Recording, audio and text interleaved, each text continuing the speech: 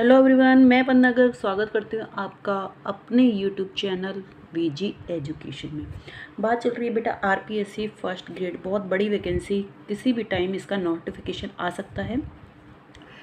इसकी कॉमर्स की हमारी प्रिपरेशन स्टार्ट हो चुकी है, फर्स्ट पेपर की भी हम प्रिपरेशन स्टार्ट कर रहे हैं। ठीक है, तो फर्स्ट पेपर में मैंने सबसे पहले उठाया है सामान्य विज्ञान जनरल साइंस, जिसके 5 क्वेश्चंस आपके आ सकते हैं, 4 या 5 आप लगा के चलिए, और 10 नंबर हम आराम से बना सकते हैं। क्यों आराम से बना सकते हैं, उसका रीज़न क्या है कि इन लोगों ने सीधे ही एनसीईआरटी से एक एक चैप्टर को उठाया है। सीधे एनसीईआरटी की बुक का इनका एक एक चैप्टर है, तो हम सीधे एनसीईआरटी की बुक से ही इसको क्लियर करेंगे। 9th और 10th ज़्यादा कुछ आपको करने की ज़रूरत नहीं है, और इसके अलावा उसके कुछ एमसीक्यू और नोट्स भी मैं इसको प्रोवाइड करवाऊंगी। ठीक है, अपनी वीडियो में। तो सबसे पहले तो किसी भी सिलेबस की किसी प्रिपरेशन करने से पहले हमें इसका सिलेबस बिल्कुल अच्छे से पता होना चाहिए।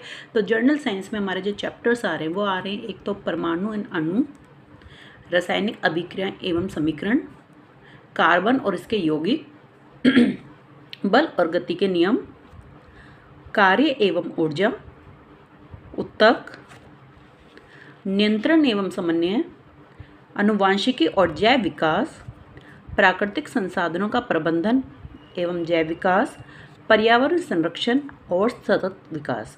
तो देखा जाए तो 11 ये टॉपिक है, और 11 टॉपिक को यदि मैं मानती हूँ कि आप 1 घंटा प्रतिदिन दे रहे हो, 1 घंटा प्रतिदिन के हिसाब से आप ये मान के चलिए लगभग 30 दिन के अंदर आपका ये कोर्स कंप्लीट हो जाएगा। किसका? जर्नल साइंस का।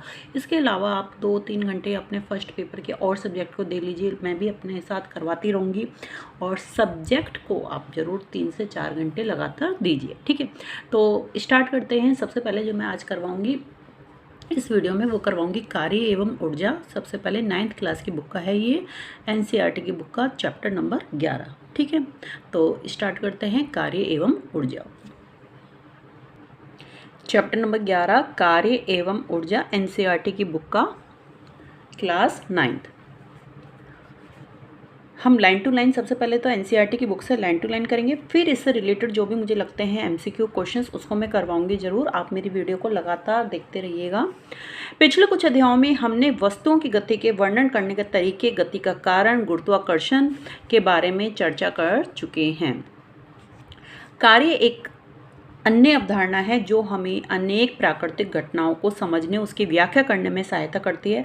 ऊर्जा और शक्ति का कार्य से निकट संबंध है। इस अध्याय में हमें इन अवधारणाओं के बारे में अध्ययन करना चाहिए।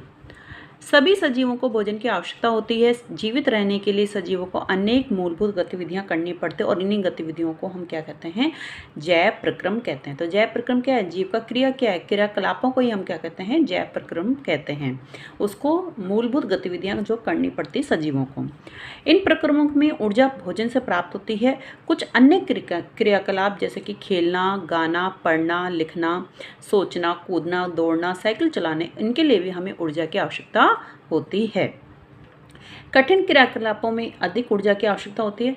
जंतु भी क्रियाकलापों में व्यस्त रहते हैं। उदाहरण के लिए वे कूद और दौड़ सकते हैं, उन्हें लड़ना पड़ता है, अपने शत्रुओं से दूर भागना पड़ता है, भोजन खोजना और आवास के लिए सुरक्षित स्थान खोजना पड़ता है। इसके अतिरिक्त कुछ जंतुओं को हम बोझा ढोने, गाड़ी खींचने, खेत जोतने के लिए उपयोग में लाते हैं। इन सभी क्रियाकलापों के लिए ऊर्जा की आवश्यकता होती है। मशीनों के बारे में सोचिए, उन मशीनों की सूची बनाइए जिनका उपयोग आप करते हैं। उन्हें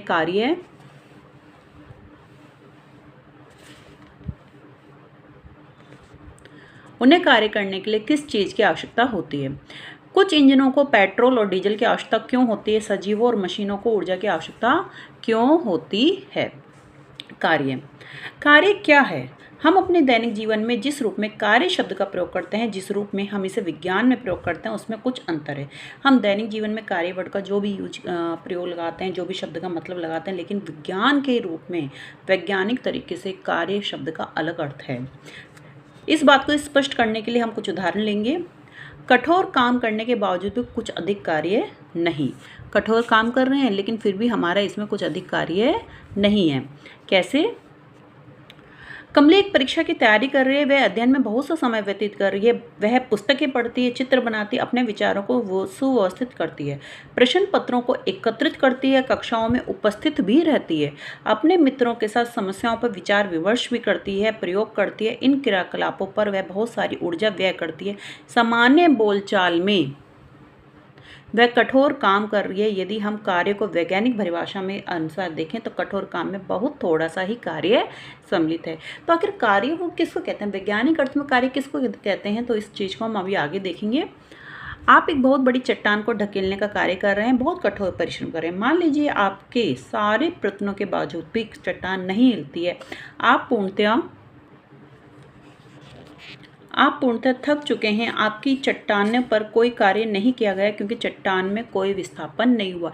तो इसका मतलब ये कार्य का अर्थ क्या लगा रहे हैं, जब तक आपकी कोई जो वस्तु है जिसके ऊपर आप बल लगा रहे हैं वो अगर आगे नहीं जाएगी, दूरी तय नहीं करेगी, विस्थापन नहीं होगा, तो ये कार्य नहीं मानते हैं वैज्ञानिक अर्थ में। एक अन्य उदाहरण, आप अपने सिर पर एक बोझा रखकर कुछ मिनट के लिए बिना हिले डुले खड़े हो जाते हैं, आप थक जाते हैं, आपने प्रयास किया, अपनी ऊर्जा व्यय भी की।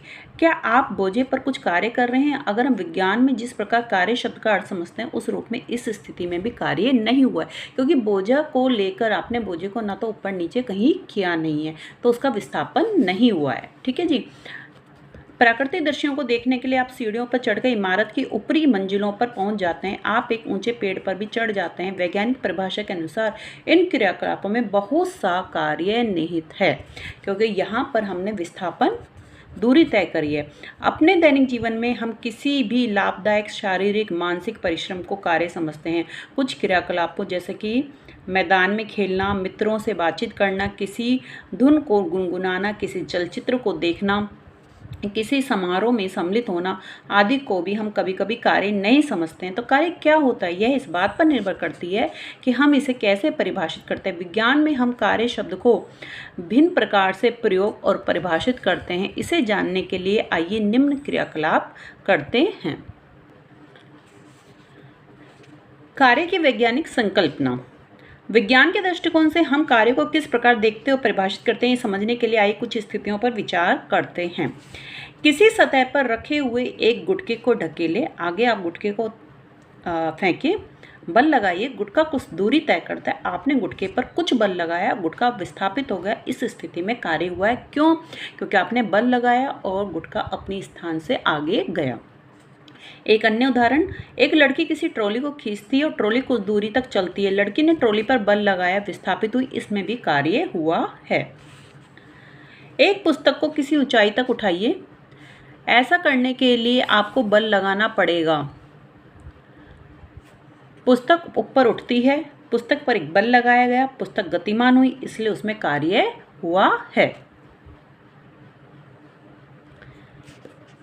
उपरोक्त स्थितियों को ध्यानपूर्वक देखने से ज्ञात होता है कि कार्य करने के लिए दो दशाओं का होना आवश्यक है। पहला, वस्तु पर कोई बल लगना चाहिए, दूसरा, वस्तु विस्थापित होनी चाहिए। यदि इनमें से कोई भी एक दशा पूरी नहीं होती है तो आपका कार्य किया हुआ नहीं माना जाएगा। विज्ञान में हम कार्य को इसी दृष्टि से देखते हैं।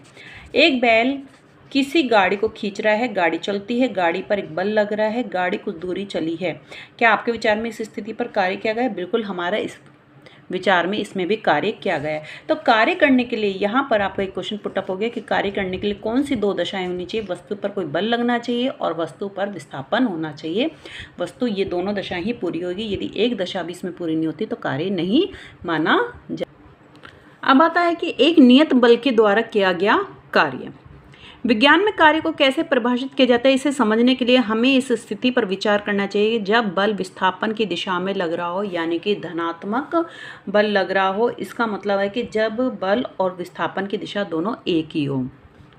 मान लीजिए किसी वस्तु पर एक नियत बल F कार्य करता है। मान लीजिए एक वस्तु बल की दिशा में S दूरी तय करती है।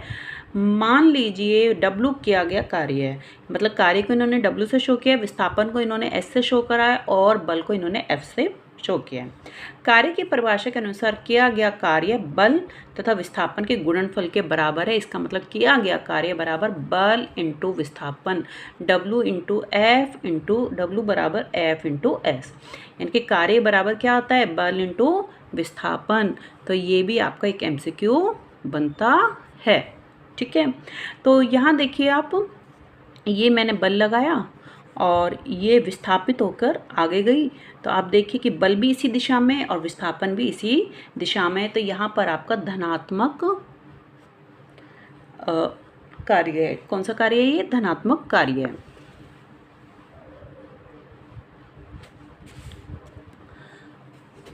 अतः किसी वस्तु पर लगने वाले बल के द्वारा किया गया कार्य बल के परिमाण बल की दिशा में चली गई दूरी के गुणनफल के बराबर होता है। समझ में आया कि कार्य क्या है? कार्य बल के परिमाण और बल की दिशा में चली गई दूरी जो विस्थापन है उसके गुणनफल के बराबर होता है।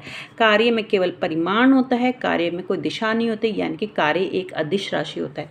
बल एक सदिश राशि होती है, विस्थापन भी एक सदिश राशि होती है, लेकिन कार्य एक अदिश राशि होती है। तो यहाँ ये एमसीक्यू बनता ही है बेटा कि कार्य क्या है? कार्य एक अदिश राशि है। कार्य क्या है? कार्य एक अदिश राशि है। क्लियर? ये पॉइंट टू पॉइंट मैं आपको लिखवा दूंगी, एक अगली वीडियो में मैं पूरा ये लेकर आऊँगी, जो भी इसके मोस्ट इंपॉर्टेंट मुझे पॉइंट दिख रहे हैं। ठीक है, एक बार हम इस पूरे चैप्टर को एक बार पढ़ लेते हैं कि क्या क्या आ सकता है पेपर में। क्लियर? अब देखिए, एक समीकरण बनाते हैं। यदि आपने बल को F को 1 न्यूटन, यानी कि जो बल का मात्रक है वो क्या है बेटा? न्यूटन है। बल का मात्रक क्या होता है? न्यूटन। और विस्थापन दूरी का मात्रक क्या होता है? मीटर। तो बल को आपने 1 न्यूटन और विस्थापन को आपने 1 मीटर, तो बल के द्वारा किया गया जो कार्य होगा वो क्या होगा? 1 न्यूटन मीटर। यानी कि जो कार्य का जो मात्रक है वो क्या होगा? न्यूटन मीटर होगा। यहाँ बल का मात्रक न्यूटन मीटर यानी कि जूल है। बल का मात्रक क्या है? सॉरी, बल का मात्रक नहीं, ये इसको आप काटिए, ये है कार्य का मात्रक। कार्य का मात्रक क्या है बेटा? यहाँ पर न्यूटन मीटर यानी कि जूल है। 1 जूल यानी कि 1 जूल किसी वस्तु पर किए गए कार्य की वह मात्रा है जब 1 न्यूटन का बल वस्तु को बल की क्रिया रेखा की दिशा में 1 मीटर विस्थापित कर दे।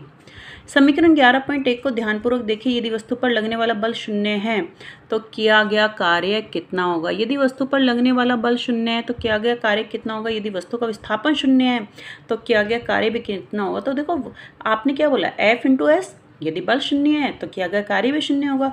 यदि S 0 है, विस्थापन 0 है, तो किया गया कार्य भी 0 होगा। उन दशाओं को उल्लेख कीजिए जिनका कार्य होने के लिए पूरा होना आवश्यक है। तो ये भी एमसीक्यू में बिल्कुल आ सकता है कि यदि आपका बल 0 है तो कार्य क्या होगा? ऑप्शन दे देगा तो आपको क्या कराना है? 0 होगा। क्योंकि लेकिन हम ये कैसे निकाल पाएंगे? जब तक हमने चैप्टर को अच्छे से नहीं पढ़ा है। तो यहाँ पर कितने एमसीक्यू बन गए? कार्य का मात्रक क्या है? बल का मात्रक क्या है? आपका विस्थापन का मात्रक क्या है? अब कार्य का फॉर्मूला क्या है? ठीक है, और आपका ये आगे की विस्थापन 0 है तो फिर आपका कार्य क्या होगा? बल 0 है तो फिर आपका कार्य क्या होगा? इस तरीके से आपके कई इसमें एमसीक्यू बनते हैं। तो एक न्यूमेरिकल क्वेश्चन ले लेते हैं, और इस टाइप के क्वेश्चन भी बिल्कुल आ सकते हैं। किसी वस्तु पर 5 न्यूटन बल लग रहा है, बल की दिशा में वस्तु 2 m विस्थापित होती है। यदि विस्थापन होते समय लगातार वस्तु पर बल लगता रहे तो समीकरण के अनुसार कार्य क्या होगा? बिल्कुल सिंपल सी है। हमने क्या बोला था अभी? बल इंटू विस्थापन यानी कि F × S। F क्या है? आपको 5 न्यूटन दे रखा है और S क्या दे रखा है? 2 मीटर दे रखा है। तो आपका कार्य क्या होगा? 10 न्यूटन मीटर यानी कि 10 जूल होगा। समझ में आया? क्लियर? इसी तरीके से एक और इन्होंने क्वेश्चन दे रखा है। किसी वस्तु पर 7 N का बल लगता है। मान लीजिए बल की दिशा में विस्थापन 8 मीटर है। मान लीजिए वस्तु के विस्थापन के समय लगातार वस्तु पर बल लगता जा रहा है। इस स्थिति में किया गया कार्य कितना होगा? तो इस स्थिति में किया गया कार्य बेटा कितना होगा? F क्या है? 7N। विस्थापन क्या है? 8M। 7 × 8 56 Nm बोल दीजिए, न्यूटन मीटर बोल दीजिए, या 56 जूल बोल दीजिए। ठीक है जी। एक अन्य स्थिति पर विचार कीजिए कि जिसमें बल और विस्थापन एक ही दिशा में हो। अब इन्होंने एक और उदाहरण दिया है। एक बच्चा किसी खिलौना कार को 11.4 के अनुसार, ये देखिए, ये बच्चा है, ये खिलौना है, ये यहाँ अपनी तरफ खींच रहा है। ठीक है, एक बच्चा किसी खिलौना कार को धरती के समानांतर खींच रहा है। बच्चे ने कार के विस्थापन की दिशा में बल लगाया है। इस स्थिति में किया गया कार्य बल तथा विस्थापन के गुणनफल के बराबर होगा। कार्य तो हमने बोल दिया, बल इंटू विस्थापन का गुणनफल। और इस प्रकार बल के द्वारा किया गया कार्य क्या होगा? धनात्मक होगा।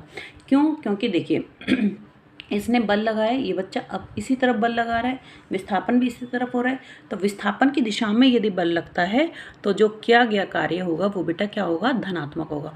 तो आपके पास एक क्वेश्चन बन सकता है कि विस्थापन की दिशा में यदि बल लगता है तो किया गया कार्य धनात्मक होगा या ऋणात्मक होगा, तो कौन सा होगा, धनात्मक होगा। ठीक है, आगे चलें। अब एक और स्थिति पर विचार करें जिसे में वस्तु समान वेग से किसी नियत दिशा में गति कर रही है और उस पर आप विपरीत दिशा में एक अवमंदक बल F आरोपित कर दो। देखो वस्तु ऐसे आ रही है, ठीक है, वस्तु देखिए इस तरीके से आपकी कोई वस्तु इस तरीके से आ रही है और आप इस साइड से, और ये वस्तु आगे जाकर यहाँ रुक जाती है। ठीक है, तो इस वस्तु ने यहाँ दूरी तय करी, ये आपका क्या है, बल है। तो इस जो आपके विस्थापन की दूरी है और जो आपके बल की दूरी बल की दिशा है वो दोनों विपरीत हैं। दोनों दिशाओं के बीच में कितने डिग्री का, 180 डिग्री का कोण बन रहा है। माना कि वस्तु s दूरी, अच्छा देखिए समझिएगा, धनात्मक कार्य में जब दिशा एक होती है तो 0 डिग्री का कोण बनता है, ऋणात्मक में 180 डिग्री का कोण बनता है। ठीक है, ये भी आपका MCQ आ सकता है। माना कि वस्तु s की दूरी के विस्थापन के पश्चात रुक जाती है, ऐसी स्थिति में बल F द्वारा किया गया कार्य क्या माना जाएगा, ऋणात्मक माना जाएगा और इसे ऋण चिन्ह के द्वारा यानी कि माइनस के चिन्ह के द्वारा आप इसको शो करोगे। बल के द्वारा किया गया कार्य F इंटू माइनस एस होगा या फिर माइनस F इंटू एस होगा। क्लियर। जब बल विस्थापन की दिशा के विपरीत दिशा में लगता है तो किया गया कार्य ऋणात्मक होता है। तो ये भी एक MCQ बन गया कि जब बल विस्थापन की दिशा के विपरीत दिशा में लगता है, विस्थापन की दिशा के विपरीत दिशा में लगता है तो किया गया कार्य क्या होगा, ऋणात्मक होगा। और जब बल विस्थापन की दिशा में लगता है तो किया गया कार्य क्या होगा, धनात्मक होगा। उपयुक्त विचार विमर्श से स्पष्ट है कि किसी बल के द्वारा किया गया कार्य धनात्मक और ऋणात्मक दोनों में से कोई एक हो सकता है। अब इसके आगे का चैप्टर हम अगली वीडियो में पढ़ेंगे। इस वीडियो में इतना ही, और आप अपने दोस्तों के साथ इस वीडियो को शेयर ज़रूर कीजिए। RPSC फर्स्ट ग्रेड के लिए बहुत यूज़फुल रहेगी आपके लिए। इसके MCQ मैं ज़रूर करवाऊंगी और पिछले सालों के क्वेश्चंस में मैं लेकर आऊँगी।